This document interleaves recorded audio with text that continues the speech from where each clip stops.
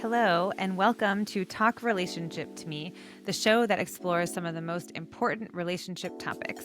I'm Dr. Elana Hoffman, a clinical psychologist focusing on all things relationships, from dating to sex to long-term relationships to divorce. I cover it all. I use my professional lens as a psychologist as well as my lived experience to cover these topics.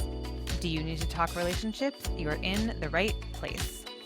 On today's episode, I am covering different types of desire, responsive desire and spontaneous desire, to help us further understand relationships. So, yes, today I am talking about two very different and very important types of desire: responsive desire and spontaneous desire. And the reason why this discussion is so important is because people don't understand different types of sexual desire. And of course, sex is a big topic in long-term relationships. Well, period. But in long-term relationships, it is imperative to understand spontaneous and responsive desire, especially if you and your partner have different types of desire, which is totally normal. But a lot of people don't understand this, and this leads to a lot of frustration and disappointment and judgment and misunderstandings and a lack of intimacy. Ultimately, it really affects one's sex life and lack of connection and intimacy. So today I will go over those two different types of desires and how and why it's so important to understand them when you are, for anyone, really. I mean, for anybody, it is important to understand. So the first type is spontaneous desire. So, and by the way, this is kind of a brief overview of this. And so there are many resources, and I can link them in the notes if you want to learn more about spontaneous and responsive desire. The most well-known one is Emily Nagoski's book, Come As You Are, and then her second one, Come Together, which really breaks down female sexual desire and response, and in a really important way. But for those of you who just want a brief sort of overview of it, this is a great episode to listen to, of course. So spontaneous desire basically is that, right? It means that somebody wants sex, gets turned on and aroused spontaneously. So, you're easily aroused by seeing an attractive person, a memory of something, having a sexy dream, fantasizing, looking at your partner bend down to grab something that fell on the ground. It basically is just you are not aroused and then you are aroused. And it is often spontaneous and, out of nowhere. You don't have to be turned on in order to be aroused. You just have a memory or a thought, or you see something or someone, and you get aroused. And I understand that I'm making some generalizations here, but this is what I see in my practice of a lot of heterosexual long-term couples. So that is a lot of what applies here. And of course, if the gender inverse applies to you, then just reverse the genders. Or a lot of spontaneous desire sometimes equates to the person with a higher sex drive, although that is not always the case. So that's spontaneous desire. It is basically what it sounds like, and it means that someone it's easy to get turned on. Now, responsive desire, on the other hand, is a bit more complicated. And what I see a lot of in my practice in women in long-term relationships. Now, again, not always, but very often. And basically, responsive desire means that arousal takes warming up. So basically, it means that a woman with responsive desire essentially has to be turned on first in order for her to experience desire to have sex. In order for her to be aroused, she has to be turned on, meaning that it's a slow warm up period. It really is. It is not just all of a sudden, she gets turned on. It is in response to being aroused. So that often means that touching and foreplay and kissing and all of these things have to start first before she is aroused. So if you have ever approached your wife with just wanting to have sex or offering to go down on her or something like that, and she is disgusted, she is totally disinterested, that is often because she is not aroused. And the thought of that is just like going from 0 to 100 in an instant. That thought to her is as if you were woken up in the middle of the night and said, hey, run a marathon right now. That is kind of the equivalent. It's something that she is not at all thinking about. And you're asking for like what happens when she is totally turned on, right? And the important caveat of all of this is, let's assume that the title of this episode is one of the reasons why your wife might not want to have sex with you.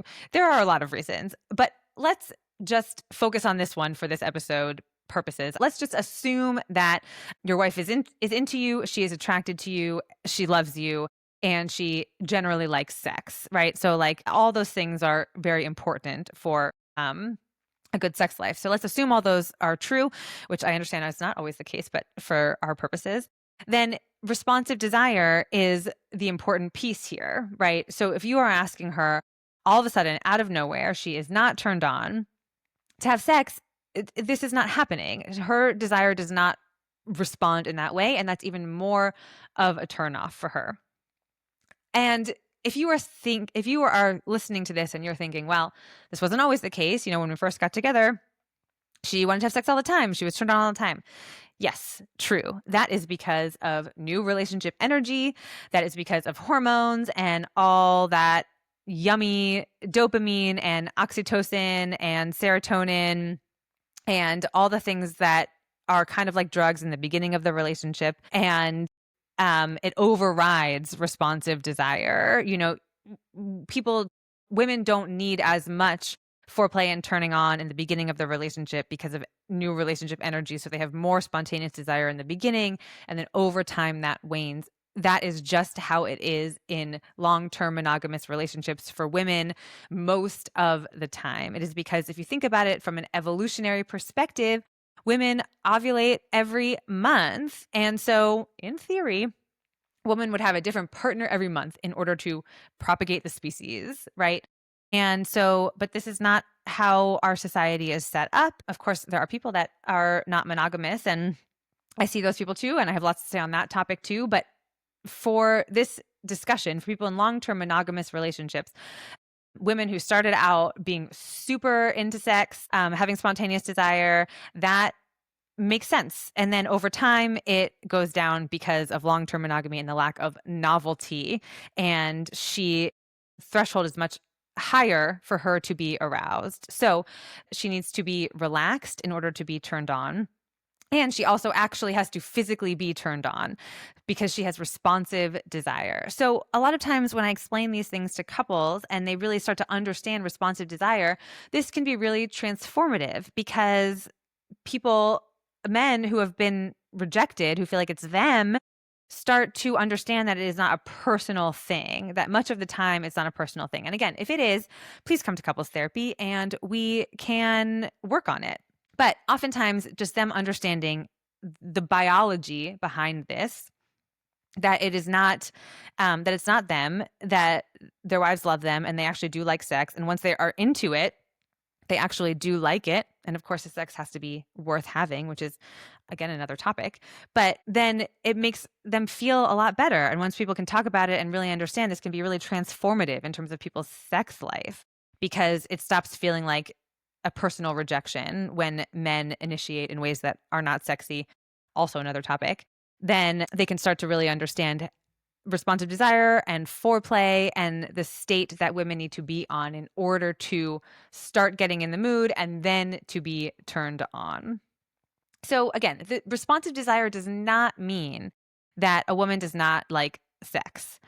Responsive desire is just the opposite of spontaneous desire, where sexual activity can begin, then arousal will follow, then desire will happen in response to the arousal. Again, not the other way around as it is with spontaneous desire. Women with responsive desire, again, are not ready to have sex immediately. which is again why foreplay is so important. If you go from two pecks to wanting to penetrate, she is not going to be aroused. It could be painful, it could be really uncomfortable. It's just not happening. And a lot of times there is zero foreplay in long-term relationships. And if, your wife has ever said, like, let's just hurry up or whatever, that is indicative that she is not aroused, right? Because once she is aroused, then she would want it. She'd want to take the time. She would like it. She'd really want to be in the experience. So it's so important to understand this because it really highlights the importance of foreplay. But basically, sexual activity needs to start before she is aroused. Now, of course, this does not mean non consensual sexual activity. And this discussion is all in the context of a safe, secure, loving, connected sexual relationship, right? But it does mean that women sometimes need to be open to be getting aroused in order to want to have sex. And that sometimes just means, asking a question, are you open to getting turned on, basically, as opposed to do you want to have sex? So there's a big difference there, right? Do you want to have sex? Likely the answer is no. Are you open to being aroused? Maybe, right? Depending on other circumstances, Again, women need to be relaxed in order to even entertain the idea of sex when they have responsive desire. And remember, a lot of times this is also in the context of working parents, busy lives, kids, lots of stress, aging parents, in-laws, all the things that come along with long-term marriages and relationships. Sex is the last thing on her mind if she has responsive desire. I mean, it really is. Like, it would just be like your kid asking you if you wanted to, you know, play Dungeons and Dragons just so totally out of nowhere and expecting you to jump right in, and is surprised that you don't want to do that and is surprised that you're not thinking about this all the time. Women in long-term monogamous relationships are thinking about sex very little. The exception is when they are ovulating. And so maybe if your wife has initiated sex, she is probably ovulating. And on that note, it would be good to monitor your cycle and monitor your partner's cycle to see everything. Lots of interesting data there. Fatigue, energy, appetite, sex drive, of course, mood, etc. Anyway, but if she has initiated sex, it is likely when she's ovulating. Or she is feeling very close and connected to you. You are expressing love in her love language, as I discussed on another episode. And she is feeling warm and connected. And although she does not want sex necessarily, she is kind of willing to be in the headspace for it in order to get turned on because she loves you and she cares about you. And maybe she understands that physical touch and sex is your love language. But she is likely coming from a place of responsive desire where it is not at the top of her mind and she needs to be put in the mood. So again, this is where things like foreplay is really important. And foreplay is something that happens always, all throughout the day. Compliments, appreciation, gratitude, cheerleading, making things easier, making her feel safe, making her feel connected. That is all, I mean, it's not foreplay because it's actually not foreplay, but it is making her feel safe and connected. And then actual foreplay is very different. Actual foreplay is kissing and caressing and talking and teasing and all these things that, again, I will do more episodes about. But that is what foreplay is. And basically, it should be a majority of the sexual encounter should be foreplay. And penetrative sex should just be the kind of the last thing, 10%, the final thing, because at that point, before actual penetrative sex happens, your partner should be aroused by that point. And again, if you are understanding responsive desire, that can totally happen, but you have to understand that she is not coming to you spontaneously horny and aroused and wanting sex right away. It takes some time, it takes some warming up, it takes understanding that it is not at the top of her priority list. It takes making her life easier in lots of ways, making her feel close and connected and secure. Again, removing all the breaks, as Emily Nagoski would say. These are all breaks to sexual desire, and removing the breaks, making her feel calm and relaxed, is the first step. And then putting on the gas, which is actual arousal. So again, things like kissing, caressing, all of that. And foreplay, by the way, does not involve the genitals. She should already be aroused before those even come into play. Anyway, this distinction is really important. This spontaneous versus responsive desire is really important. Again, if you want to read more, there are many resources about it. I hope that this sheds some light into this. It's so important because, again, given that everything, all the other factors line up, that, partners are into each other, that they love each other, that they care about each other, that they want to prioritize the relationship, which, unfortunately for couples who come to couples therapy, those are not all givens, but it still is true. Then it is so important to understand responsive desire. This is a way, if you are a woman with a man listening, for you to understand your own desire. There is nothing wrong with you. Of course, desire changes over time, also across a lifespan, but there is nothing wrong with you if you're in a long-term monogamous relationship and you have a whole lot going on and you don't ever want to spontaneously have sex with your husband. There might be some issues in the relationship if you are actively turned off by him and things are really bad. That's obviously a different story. But if that is not the case, this is normal. This is evolution. There is nothing wrong with you. And if you are married to somebody in that situation, there is nothing wrong with your wife. Oftentimes, the responsive desire person is the one that's sort of seen as the problem. And this is not true either.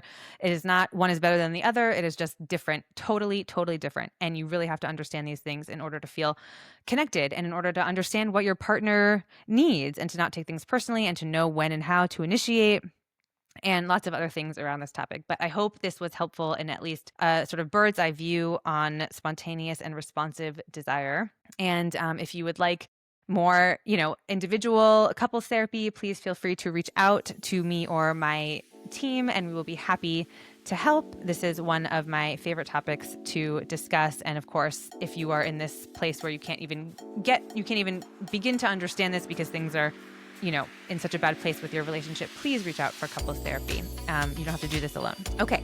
This has been Talk Relationship to Me. I am Dr. Elana Hoffman. Do you have questions about relationships? I'd love to hear from you. Go to my website, drelanahoffman.com, and click contact, or find me on Instagram at dr.elanahoffman. You can find all the info you need, including more about today's episode, with links in the show description. Till next time, I will leave you with hopefully a new understanding of some of the reasons why your wife does not want to sleep with you. And there are more to come on that. So be well, everyone.